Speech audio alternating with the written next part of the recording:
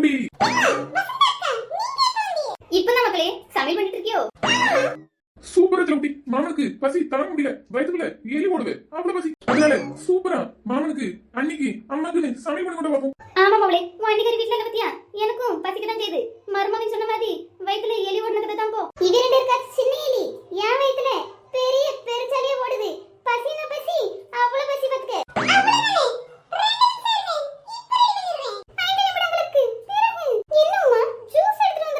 முதல்ல ஜூஸ் குடிப்போம், அப்புறம் மேங்கோஸ் சாப்பிடுவோம்.